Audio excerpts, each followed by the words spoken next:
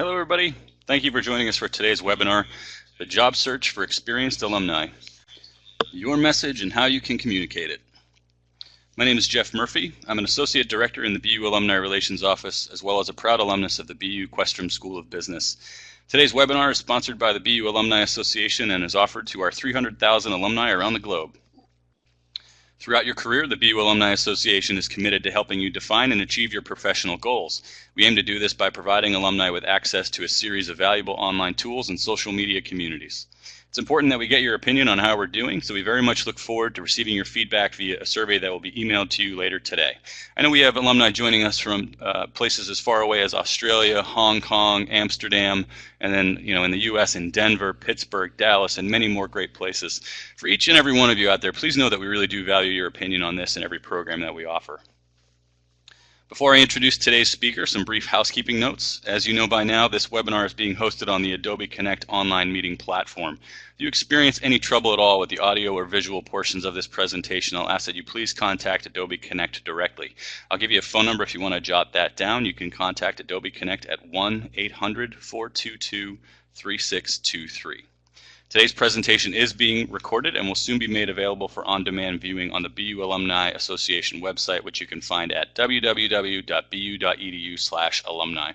Our speaker today is very eager to answer any questions you may have. You're welcome to submit them throughout the presentation using the Q&A chat box that you see located at the bottom of your screen. We hope to get to as many questions as we can during today's webinar. And a brief note about questions, if you could please try to keep them brief to 1 or 2 sentences at max, that'll work best for everybody. Thank you for that. Now it's my pleasure to introduce our speaker. Presenting from our broadcast studios here at Boston University is Questrom School of Business alumnus Sam Pease.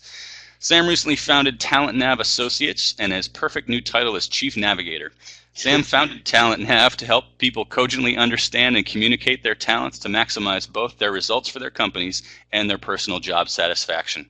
Prior to founding his own firms, Sam spent several years as a managing director and consultant for New Directions. He also spent 16 years in executive search, where he helped find management talent for the portfolio companies of private equity firms. Prior to that, Sam worked in product and business unit management at H.J. Heinz and directed corporate marketing strategy at Reebok International.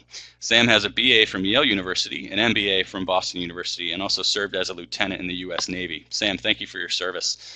He also has served on a number of nonprofit boards and has contributed business skills to town government in his community. On a personal note, I want to add that Sam is a really great guy and has been a big supporter of the BU alumni community.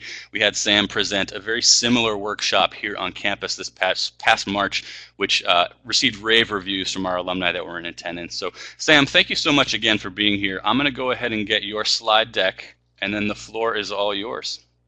All right, thank you very much, Jeff, and thank you everybody for joining us here.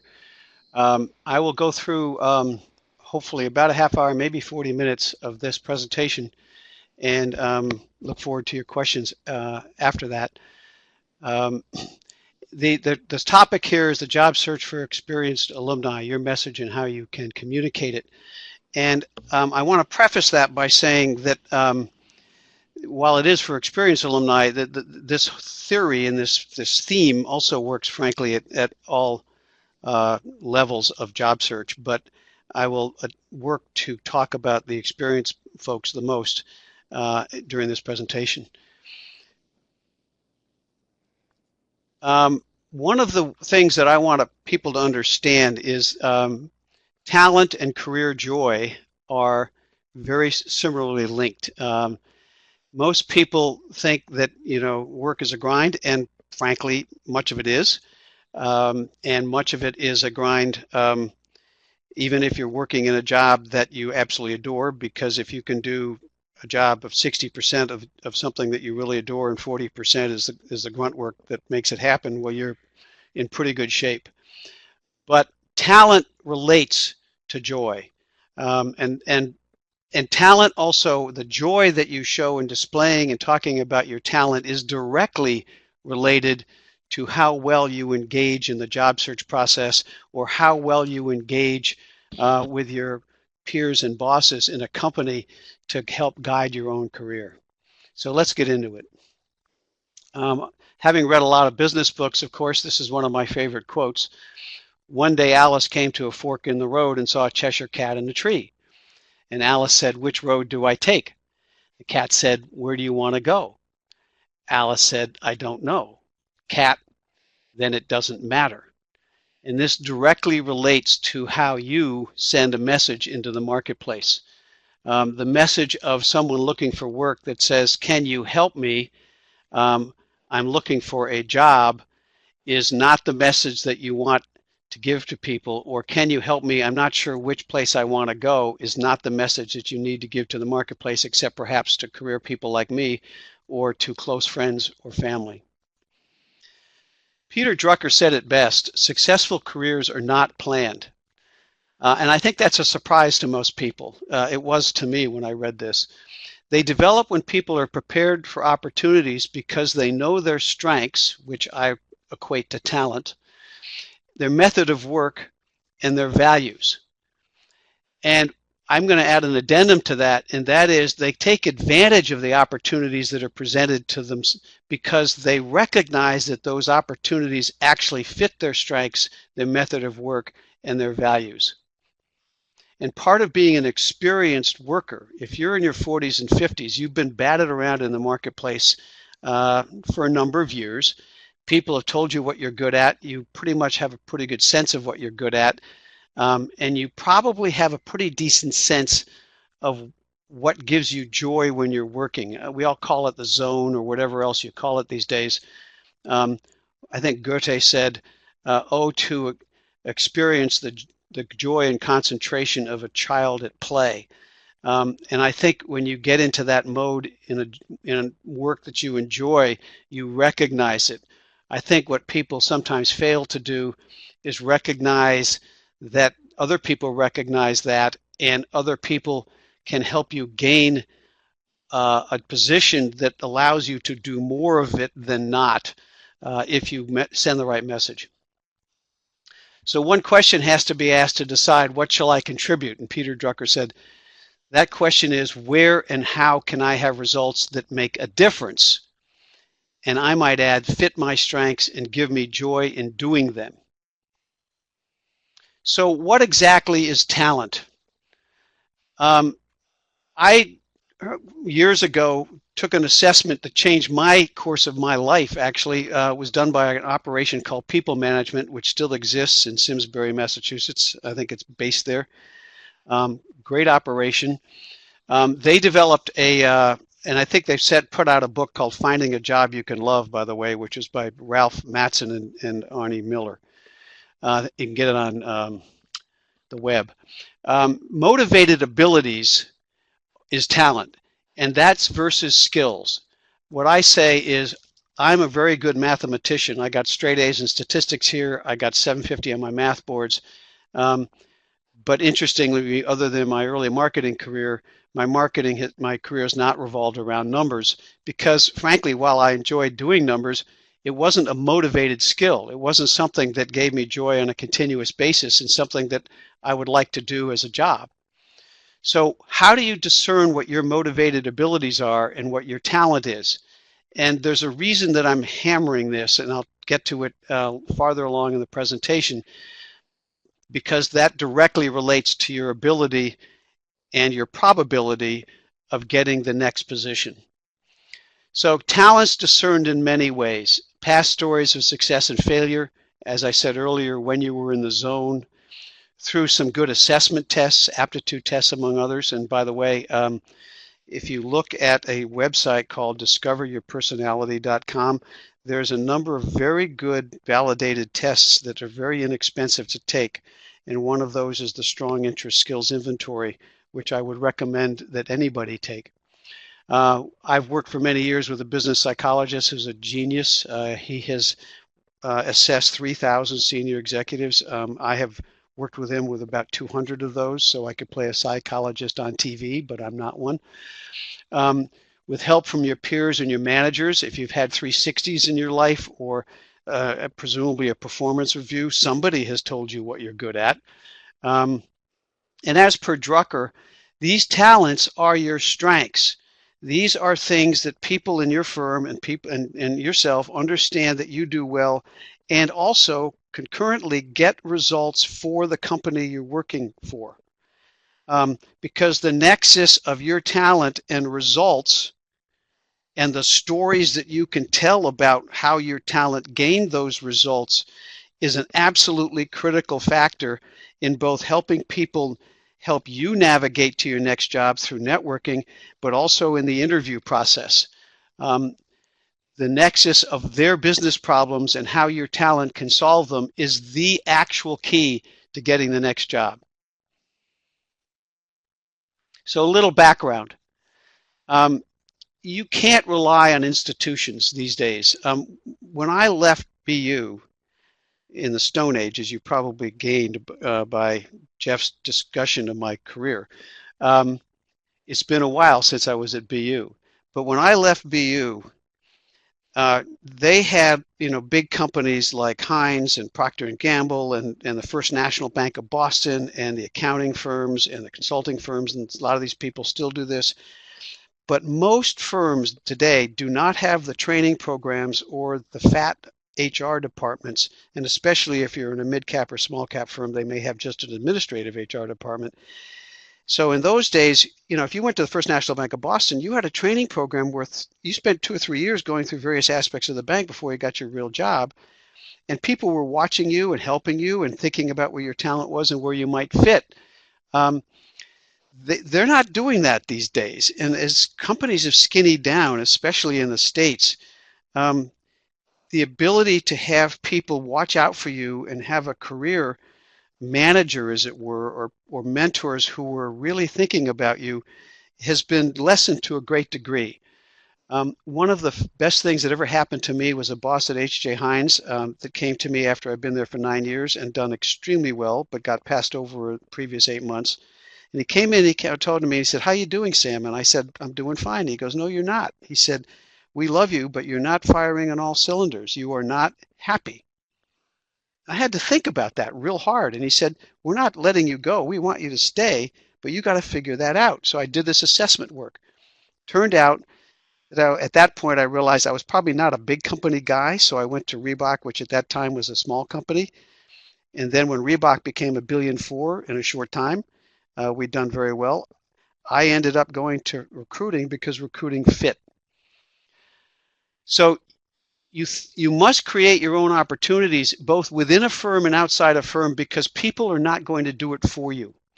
So the idea of retaking control in your career and your life and hopefully turning success into significance and, as I said, even joy is a critical component of an oxymoron here, which goes against what Peter said earlier, career management. It isn't career management in the sense that we like to think we can control it, but it is career management in the sense that we certainly can control, in the sense of hopefully getting to places we love to work with, people we love to work with, doing what we love to do. And another quick note about that, the problem with talent understanding is really clouded by the fact that if you all came here and got your MBA here, you are all highly skilled people. You have a bunch of different talents and abilities, and that can carry you a long way, and even to the top, by doing something you're not really interested in or happy about, but you just happen to be really good at it. But my view from many years of search and interviewing thousands of people is that generally speaking, that thing called talent will out. The people who actually are interested in the roles that they're into and get joy out of it and feel satisfaction out of it are going to do better than people who don't. The classic example we all are aware of, if you take your top sales producer and you promote that person to sales management roles, generally speaking, not always, but generally speaking, they're less interested in that. They are persuaders by talent. So they will go around your senior team and persuade people, or they'll undercut their own top salespeople because they want to go do it themselves. So you should never pay your top sales producer less than your sales manager, because we all chase power, fame, and money, and that can get us in trouble because we get away from our good thing. So 2 points here quickly today. Everybody talks about what your brand is. It's the big buzzword. It has been for some time. So we'll talk about that. What is that really? I look at it as reputation. Um, and then how do we talk about this stuff? And then I'll get into a little blocking and tackling around interviewing. But those 2 points, if you don't get those 2 points right, it doesn't matter where you go to interview because they're not going to be seeing the real you and you're not going to be unearthing the real problems that you can solve. So what's your brand? What are you known for? What do you bring to the party? What is your motivated abilities, as we said earlier? One of the great quotes in the Bible that I always love is that Jesus is walking along with his disciples and he turns around to him one day and he goes, "Who do people say that I am?" Um, he was doing a focus group. He was going saying, "Okay, what are people saying I'm doing here? What's my brand?" Right? You get that if you have a close friend, colleague, or mentor, you should ask that question. Who do people say that I am? What do people say that I do well? Why am I valued? You need to get that down to honed where you can be able to tell people what you do well in one sentence. Think about it. If you're a marketing person, right, which I was for many years, we had a thing in advertising that said, look, if you're going to create a good advertisement, a good TV commercial, in those days, before all this digitization and technology, we used to have paper storyboards that were painted by the creative people in the ad agency of the ad that we all agreed that was the right ad to go shoot. And there was a comment that if you were a brand manager and you go to be the producer of the commercial, your boss said to you, don't come back without the board. If you don't shoot that board, don't come home because you're fired. We're pending, $300,000 to $500,000 in those days. It's $1 million now to shoot a commercial, probably. And so shoot the board. Shoot what we actually agree to because we've already tested that message. Tide cleans clothes better than any other detergent. No matter how jingoey, no matter how creative that ad is, if that message, that one-line message does not come through, then you've lost. It's the same with an individual. If you're going to network, if you're going to meet people and talk to them about what you're looking for, if they don't see both enthusiasm and come away with, gee, Sam Pease does this, Jeff Murphy does this, right? And does it really well and is really excited about it, then you've lost that meeting because those people you're networking with are your sales force. They're your distribution channel, right? So if you can't go to them with the message that says, boy, I am really pumped about doing this. I love doing this. Let me tell you a couple stories about when I did this, right? You don't go with the message that says, hi, I'm Sam Pease. I need a job. Can you help me? First of all, that is the worst message to give anybody. One is you're needy. Two, you are probably sounding a little discouraged. And three, you're asking them to do all kinds of things. You're asking them to discern where you should work, what you should do, and they can't do that. And they're going to run as fast as they can. But if you go to them with a message that says, wow, this is what I do. I've done it 3 times in these different companies. I would love to do that again. I'd love to do a startup, a turnaround, take someone through a digitization change, the whole, put SAP in, heaven help you, whatever it might be, right? And then give them a couple quick brief stories and say, by the way, here are 20 companies that I'd like to work for. It is irrelevant whether there's a job in those companies. That is not what you're doing. You are a valuable commodity, a valuable talent that can add value to any of these companies because I know I can work in these companies. I know their problem sets from the ones I've had, especially if you're an experienced person. If you're in your 40s or 50s, you have knowledge bases of verticals, of processes, of functions, right, that other people don't have. And you also have an innate knowledge, even without doing a lot of research, of what the problems are in any vertical. So if you're going to talk to people about helping you navigate to a particular situation or role, you have to tell them what that role is, how you can help people, and you want to meet someone in that company. presumably runs your function or is the CEO if you're a C-level person or whatever it is. Not that there's a job there, but that you can simply meet them and have lunch and display your enthusiasm and talent for what they do and the problems that they need to solve and how you could do it and how you have done it. Most jobs are actually created. They are not. If you look at the job description of any job that's out there, it's garbage. Have you read what people say about the personality requirements that people were required to have? Gandhi, Jack Welch, Superman, Superwoman, and Mother Teresa combined could not do that job. So if that part of the job description is all fluffy, you can bet the rest of it is, right? So your job in every interview is to get behind that job description and to find out what the real problem set is. And you can do that in any company by actually meeting someone in that company, right? But getting back to your brand, in order to discern what those talents are and to be able to be cogent to talk about them, take some of these assessments, figure out, and Myers-Briggs is a well-known assessment, 16 different types of personalities. It's actually a pretty amazing test. We use it as conjunction with a lot of, we did use it in my old firm, with a lot of very highfalutin stuff from based in some PhDs at Harvard. But this stuff, is considered camp in some areas. But you know what? It's all useful. So how do you talk about it, right? In other words, once you discern your talent and the message that you want to get across about how you're good at stuff and you're enthusiastically good at stuff. In other words, if you're talking to an interviewer, hiring manager, or a networking contact, they want to come away with, wow, Mary, wow, she's a guided missile. This woman is on fire to do this stuff, right? She's not a hangdog, depressed, annoyed person. Maybe she got fired from her last job or, and she still hasn't gotten over it. By the way, get over it fast. No, she's an enthusiastic, amazing target.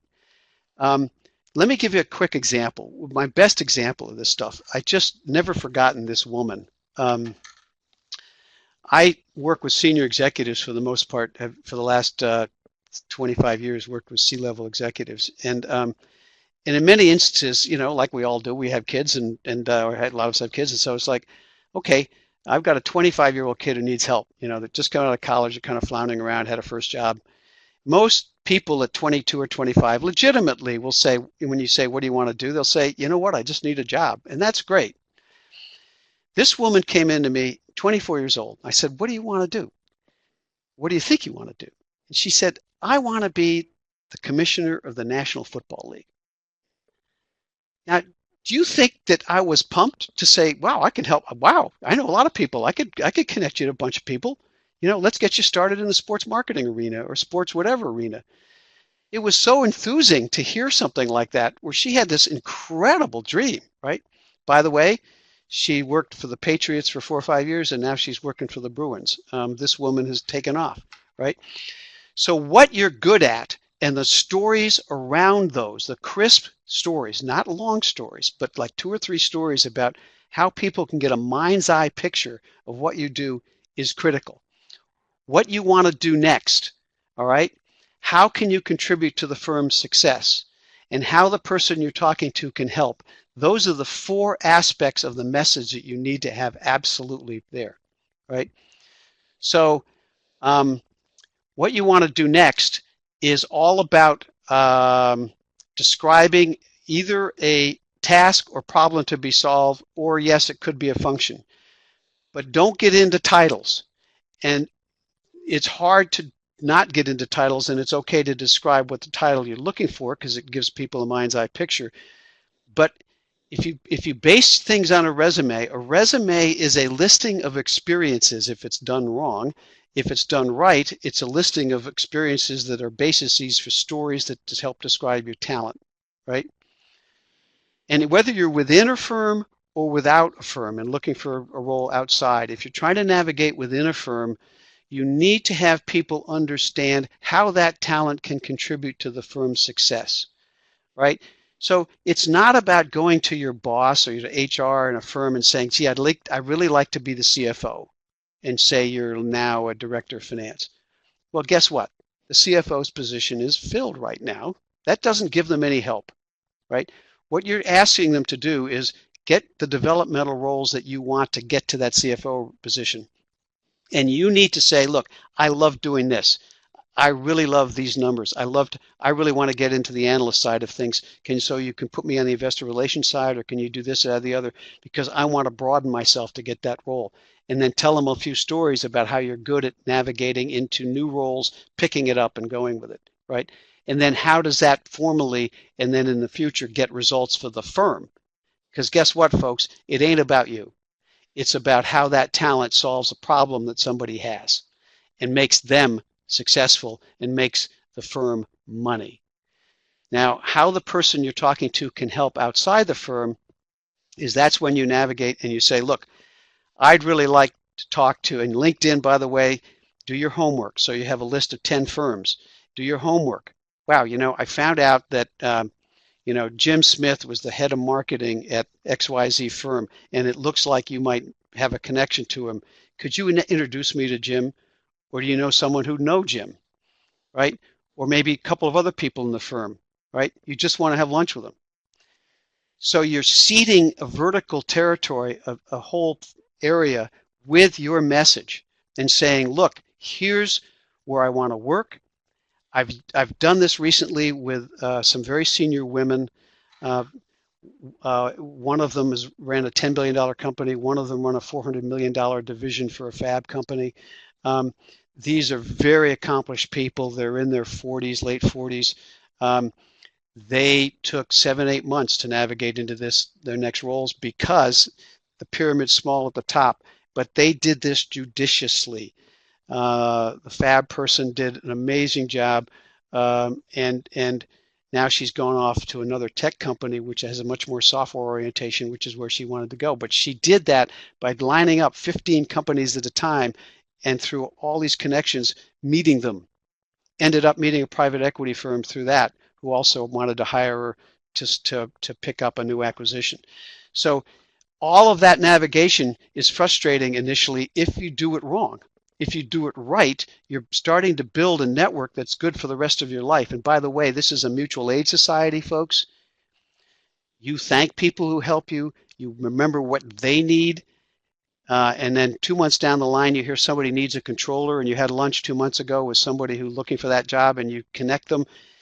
Trust me, they will never, ever forget you. So again, this is about building relationships for the long term, right? You are not using people. You are actually enthusing people about your talent, and you're learning about theirs and how you can help them. And you're learning about all kinds of different things going on, say, in a particular vertical you're interested in, right? By being out there, and by being interesting, and by being intelligence gathering. Because believe it or not, folks, networking is intelligence gathering. And I'm not talking about insider stuff. I'm talking about just the normal stuff that goes around in a marketplace. When I was a headhunter, I began to learn more about the vertical and what was going on in particular marketplaces than my clients did, because I was out there listening to all the people who were competing with them, right? Or even trying to join them. And you're going to be learning all kinds of stuff about a particular vertical that, guess what, makes you interesting. You have to be interesting. If you're going to have lunch with someone, you want them at the end of that lunch to go, hey, Mary, wow, what a great lunch. How can I help you? They've forgotten that you asked them in the beginning, or maybe you haven't even asked them because you just had a great lunch. And then you can say, wow, I'm glad you asked. This is where I want to go, right? So you go with a positive attitude, which, by the way, if you're looking for work, which is a grind, can get discouraging occasionally. So if you're a golfer, go hit a bucket of balls. If you're a runner, go run a couple miles. Do not do that full time, 5 days a week. Do it 7-8 hours a day, and then take a Friday off, take a Monday off, do stuff that you want to do that you haven't had a chance to do. But keep that attitude. Go with a conversation, not a problem.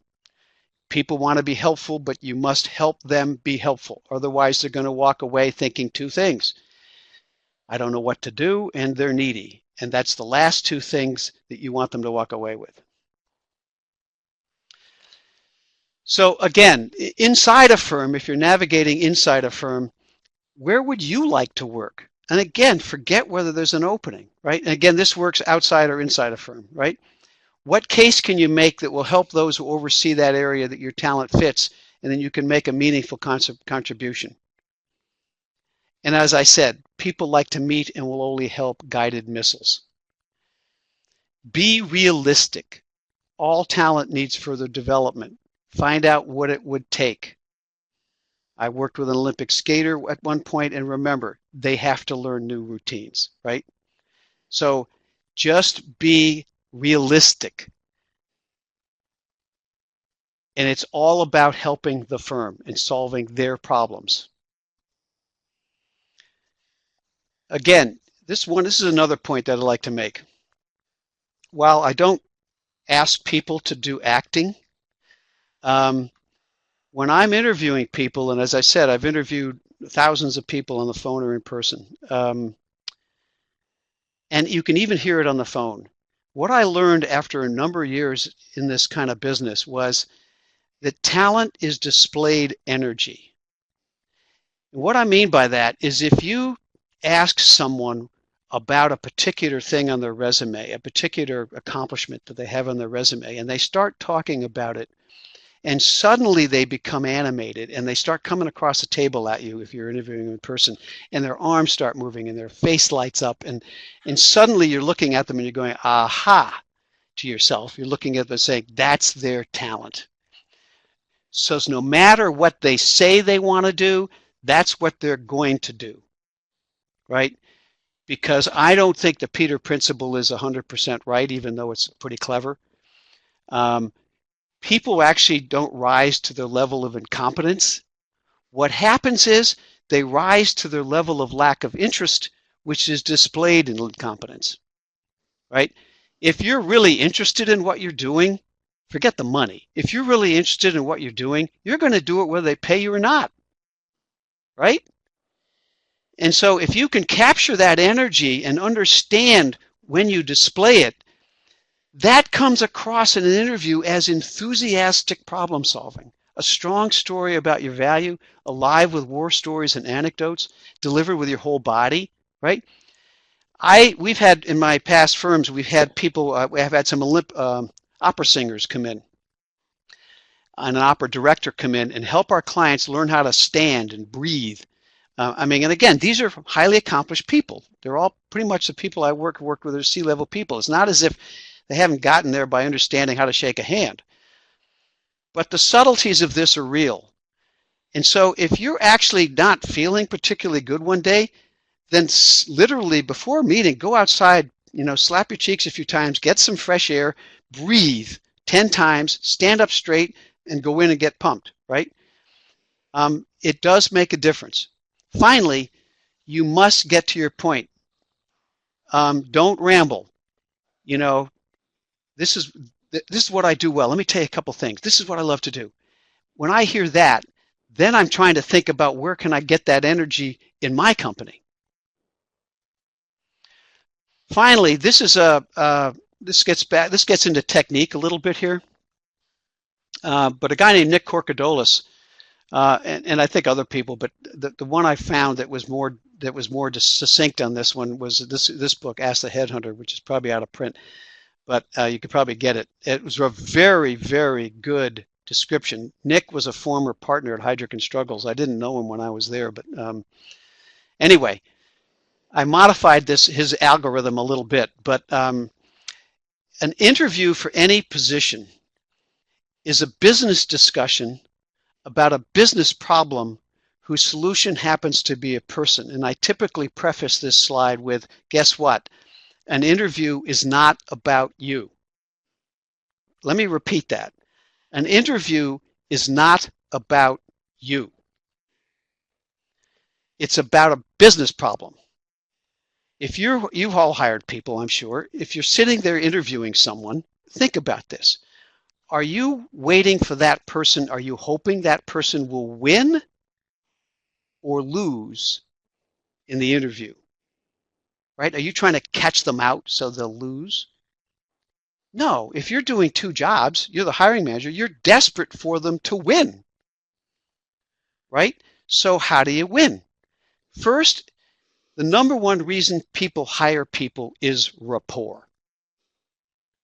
Are they going to fit the culture? Are they going to be fun to be working with? I'm going to sit 10 hours on an airplane to Timbuktu with this person or sit in the snowstorm at Buffalo Airport. Is that going to be any fun? Right? So that's the number one reason. So remember, it's a social occasion. Two, they solve my business problems better than the other people I've talked to. Three, and people forget this one, they solve business problems I didn't know I had until they showed up and told me they could solve them. If you think about how jobs work, all jobs are created, right? All jobs are created. They are developed, invented, renegotiated, reconfigured. If you look at any job description, folks, right? And we talked about this earlier. If you look at any job description, right? And you say, okay, they're looking for this kind of experience and that kind of experience and yada, yada, yada. It's all about experience, right? Generally speaking, most of them are garbage. They don't actually talk about the real problems that need to be solved in the company. Some of the reason is that they're confidential. If you're hiring a VP of sales for a major packaged goods company, you're not going to put on a public job description that that person's first job is to fix a poor relationship with Walmart. It ain't going to be there. So your job in the interview, the first job, is to find out what those real problems are. Hey, tell me what the success factors are. How am I going to make you successful in the first 6 months? What 3 or 4 things do I have to do for you to consider me successful here? Tell me what happened to the last person. Why, don't be a patsy. Non-professional interviewers will do something they think is right, but it is wrong. They will actually interview you. They will ask you a whole bunch of questions. Now, everybody has their pattern, and everybody does this one way or the other, and I'm not saying that that's all garbage. But I am saying is that if you let them interview you, oh, tell me where you grew up, tell me do this, tell me this, that, you're never going to get to what the real problems are. So you have to interrupt if they do that, right? Find out what the real problem is, right? Find out what the other problems are. Then you're going to find out that you can solve some of those problems better than other people. You're not going to solve some of them as well. And then you're going to find that you're going to say, well, look, remember I did this, I did that. And they're going to say, wow, you put in SAP? Or, wow, you built business in Europe? That wasn't on here, but that could be something we could really use, but we didn't have the horsepower to do it or the knowledge, and now you have that, right? So all jobs get changed. As they say, they always move the cheese. Make sure they move it to you. But if I have to summate here, do a summation on this, I have to tell you, the interview stuff and the networking stuff in terms of its mechanics, its techniques, you can talk about those all day long, and you can do those right. You can make the right number of calls, you can meet the right number of people, you can look at all the right places to look for work, you can right? But if you don't understand your talent, what gives you joy, what makes you enthusiastic, what solves problems for other people that you love to solve and love to do again, right? And if you can't communicate that well, all the other stuff is just going to be a waste of time. So it's absolutely critical that you get that stuff first. We actually, and when I do this with people who are looking for work, and they come to me and say they've left a job like 3 weeks before and they're out there flailing around calling people, I basically shut them down. They're sending all kinds of mixed messages into a marketplace that then has to sort those out. Remember how many messages that all of us in this day and age get bombarded with. We get bombarded with more messages in our brain every day in this life than an average Middle Ages farmer in Europe did in their entire life. So you have muddled brains that you're talking to every day, filled brains. You have to be memorable and you have to be very succinct so that they come away with, wow, I really like Mary. This is what Mary does really well, and this is where she wants to do it, and this is how I can help her. So with that said, I'd be happy to open it up for any questions. Sam, thank you so much. I really appreciate you taking the time to share this message with our alumni. Again, we've got time for questions. I see people are chatting in using the Q&A chat box at the bottom of your screen. So please go ahead and type in with your question. Again, I would ask that maybe you try to keep them to a sentence or two. When we get the long ones, it gets a little bit more complicated.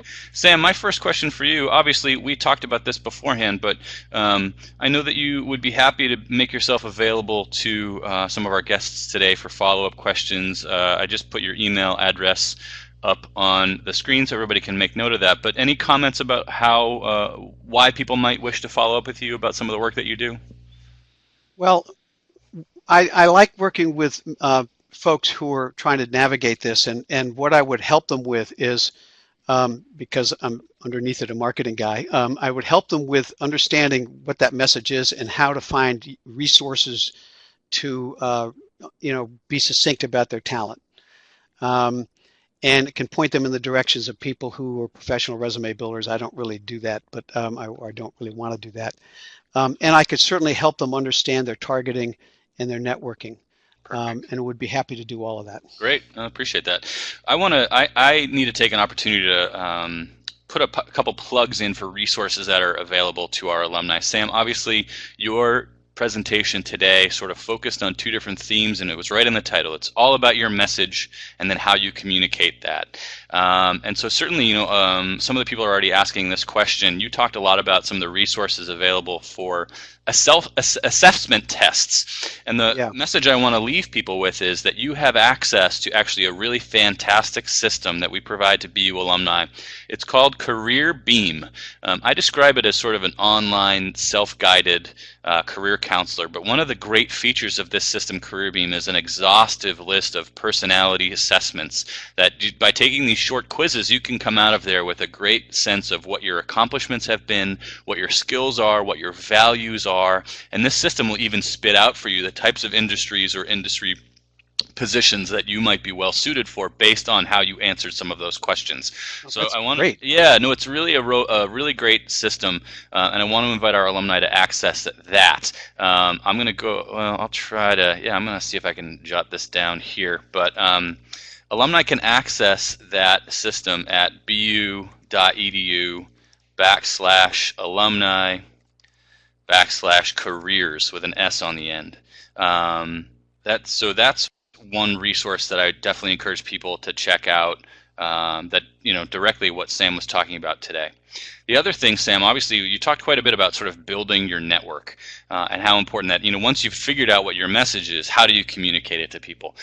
We have, much like this webinar, we had a previous webinar that was called How to Build a Powerful BU Network Using LinkedIn, and I want to encourage our alumni to check that out. Obviously, Sam talked quite a bit about doing your research on LinkedIn, doing your homework. This is another 45-minute webinar that will give you a great sense of how you can connect with people specifically from BU. So you already have that shared experience and that ability to say, hey, I see that you work for Fidelity. I'd love to connect with, I also am a BU alum, and I'd love to hear more about your story and how you got where you are. That's just another opportunity to connect with some of those networking meetings that you might be looking to do. Okay, we've got some great questions coming in. Thank you, everybody. I'm going to pick some of the shorter one first. Donna, we just answered your question about some of those personality assessments, so make sure you check out CareerBeam. Neil, we talked about this a little bit today, but Sam, the question from Neil is, could you please briefly discuss the ageism issue that so many of them face in the business arena? Obviously, the whole purpose of the presentation today was talking about that, but can you sort of restate your position on how people would fight ageism? Ageism is real. And being longer in the tooth than most of you, I sat down with a 73-year-old man yesterday who's a highly accomplished deal guy, ex-Bear Stearns, who wants to sit on boards, and he's aging out of boards. The whole idea is the way to overcome age is to be realistic about places that would actually not worry about it, for one, right? But the only way I see that has worked to overcome the age thing is energy. Um, the energy that you display, the ability to show that you are up to date technologically is critical. Do not be a dinosaur. Don't go in with a clamshell phone. I mean, it's silly, but it's absolutely true. Um, and and understand that the universes that would look at short stints. In other words, people who look at somebody who's 60 or 58 think, oh my gosh, I'm going to hire this person and they're gone in 4 years the minute they get Social Security or whatever it is, right? So why should I invest in this person, right? So you need to have an understanding that I can add value in an interim position. I can add value on a project basis. I can add value as a mentor. I can add value actually working for a younger, for instance, I've had people who are chief financial officers who former chief financial officers who would go in and work as a director of finance for an understudy of 40-year-old or 38-year-old CFO who needs, work with investor relations or something like that. So understand that you may have to take a step back. That in itself is an issue because people don't trust that. They say, why would you do that? Why would you take less money? Well, the fact of the matter is at 57, 58, you might be willing to take a little less money and provide a whole lot of value and do that in a way that's non-threatening to the rest of the crew because you're not obviously in it for a career. So the politics of someone actually being hired who's older can actually be better because then they get top experience. They're not worried about this person, and even the younger people shouldn't be worried about being knocked off by this person. So I hope that answers it a little bit. It is a very tough issue, but I've noticed that when I meet people who are in their late 50s, that if they're groomed well, they just have displayed energy and they really understand what they bring to the party, it overcomes a lot. Great. A couple more nuts and bolts questions. Michael, you're asking about the URL for that career beam that I just talked about. That's I put the best website for you to go to right here on the screen in front of you. It's bu.edu/alumni/careers. From there, you can navigate all of our career resources, and you'll see that CareerBeam is one of them. Sam, another nuts and bolts question. Neha is asking, following a networking meeting, what's your advice on sending a thank you note? Is it best to just shoot somebody an email, or is it better to email or to actually, post them a thank you card, a handwritten note? Very good question. Back in the day when I grew up, of course, they didn't have this stuff, so everything was written, and it's really changed over time. If you're in a tech universe, obviously it's an email. Depend on the vertical, right? How does the vertical communicate? You wouldn't send a handwritten note in a tech universe normally, right? In like wealth management, where high-touch customer service is a real key thing, that might be very appropriate, right? So make it contextual, number one, but most of all, make it timely. It doesn't matter which vehicle you use, make it timely. And in some areas, a handwritten note would be considered almost too ancient. So be a little careful. But in the email, don't do it, do it as a note. Dear so-and-so, whatever, so make it kind of, again, contextual. Dear may be not good these days, but make it look like a note. Great. Waleed has asked a really interesting question, and I think for the sake of this conversation, I want to frame it around experienced alumni. But Waleed is wondering what your thoughts are, Sam, about the pros and cons of maybe being a more senior professional, either working for a startup company or a more established, larger firm. Can you share your thoughts on that? I think I could. If he's alluding to the fact if you're older, getting into an established firm, except at maybe some C-level or some very specialty project like pharmaceutical research or coding or where you have a particular expertise in a narrow vertical, getting into a big company after 55 is hard. It's just hard, unless you're going to be a C-level type person. it's just not easy because they have their own career tracks. They have people that are developing, and always when you bring someone in over the top of someone, there's morale issues. So it's harder for that. Getting into a younger startup company is relevant and can be very, very helpful to those people. And you need to do that by understanding what small companies would make sense for you. For instance, I worked with a client recently who was the head of IT at a major health insurer here, or hospital system, right? Health insurer. So he didn't have experience in small companies. So he was looked at as a big company guy, right? So what he did is he found some small software startups that sold the software and was trying to sell it to his former vertical. Well, that was perfect. He was head of IT in a place that they were trying to sell the software to. They loved talking to him, right? They got a board seat. In fact, the VCs offered him a CEO role, which he decided wasn't right. But make sure it's contextual and you bring to the party something they need. And then your experience really helps, right?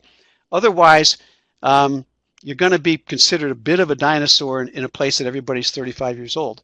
The other thing is, be careful when you go into those younger versions of small startups, not to try to look too much like them.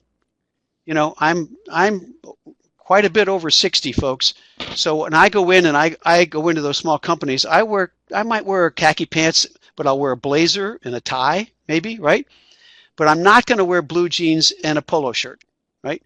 I might after 3 or 4 meetings, because then they'll have accepted me and they'll understand I'm just not trying to be them. So be careful about how that stuff fits.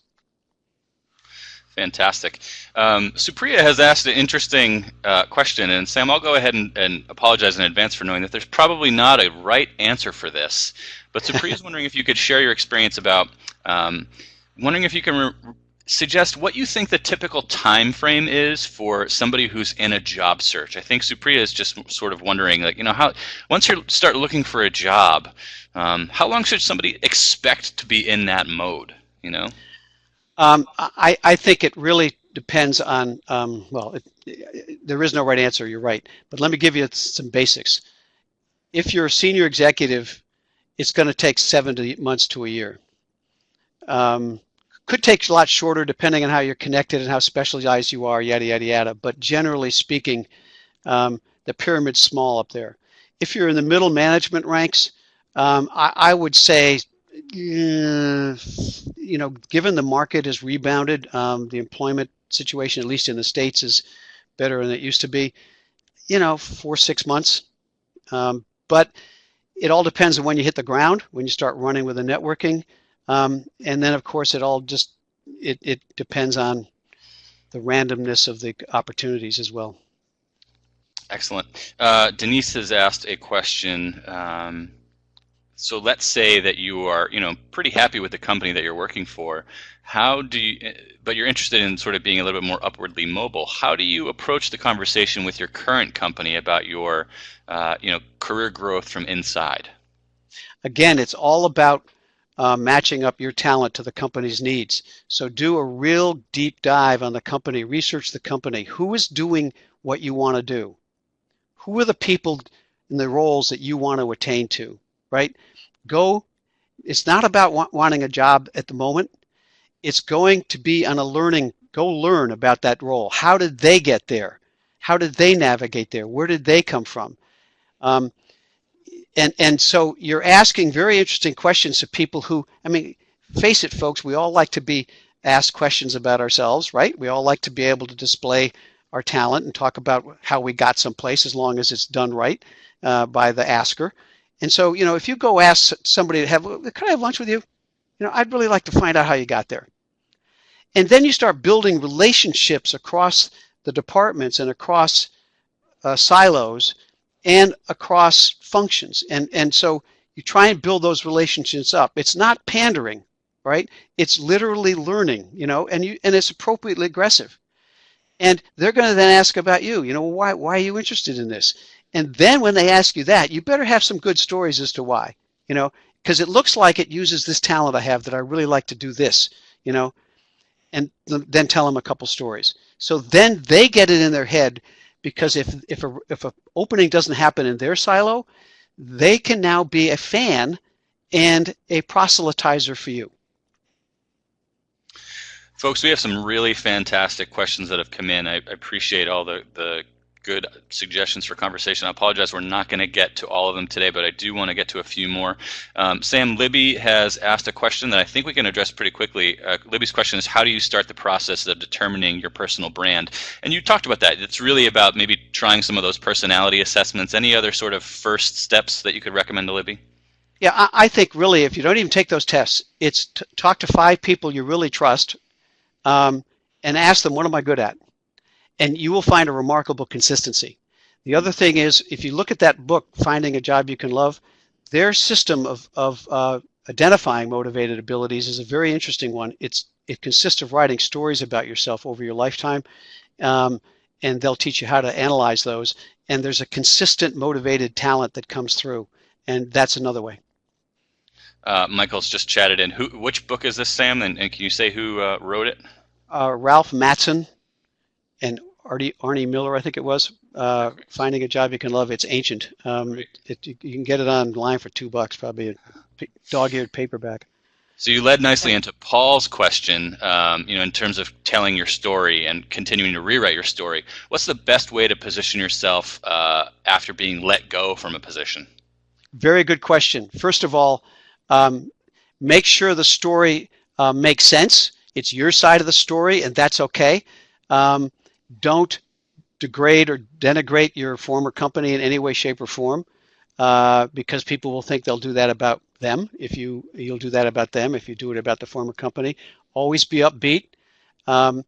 If you got laid off because it was a riff, use the normative terms. In other words, if you say something about, we got a new CEO, we got bought, we had a riff, at a cocktail party level, that's all you got to say. If you go to a cocktail party after 2008, half the people in the room have lived through this stuff. So don't over detail it.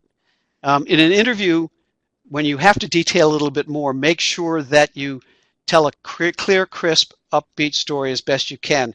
And if they dig down, just tell them this is what happened.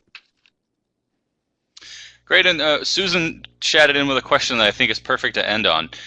Sam, what happens when a personality test shows that your real talents are outside of the field you've been working in for the last 25 years? Don't be so sure would be my first answer, right? One of the tests I gave to this Olympic skater was called the Strong Interest Skills Test, and one of the things that comes back on that test is 10 occupations that they suggest that you have very similar talents for, right? Now, one of those in his case was flight attendant. Now, he looked at me and he said, look, I didn't go all this way to become a flight attendant. And I said, that's not what it's telling you. It's not telling you to be any of these things. He said, what it's telling you is that a flight attendant wears a costume and performs a program in front of an audience. Does that sound familiar? Flight attendants have the same talent drive. They have the same motivated ability that you do. Bartenders do too, right? They have the same motivated ability. They like to perform a program in front of an audience. They just display it in a different milieu. So this is a very good question, because part of your talent navigation is to be able to tell people how that talent that you have can work in a different milieu. That's why being able to describe it is so important. Sam, thank you. That was a great end for this really informative session. We get tons of alumni, particularly from older and more experienced ones who ask us, how do I approach this as an older alum? And I think that you've really laid out a great framework for people about. It's all about how you communicate your value. And so, on behalf of the BU Alumni Association, thank you for all that you've done for BU, and thank you again for this webinar today. Thank you. I enjoyed it very much. Thank you. Great. And my thanks also go out to all of our guests for participating today. We've got several great webinars coming up in the next few months that I encourage you to check out. Our next session is going to be on November 10th, and it's Getting Down to Details, Contract Basics for Non-Lawyers. I think we all have signed contracts in our day and maybe didn't know what we were doing. So I know I look forward to that session. You can view the schedule for all of our upcoming webinars and register for them now on our website at bu.edu/alumni. And as always, if you or any BU alum you know would be interested in presenting a professional development webinar or have a topic you'd like to showcase for the BU Alumni Association, please feel free to contact me at the Alumni Relations Office or by email at jtmurphy@bu.edu. Thank you, everybody, for your time. Have a great day or a great evening wherever you might be.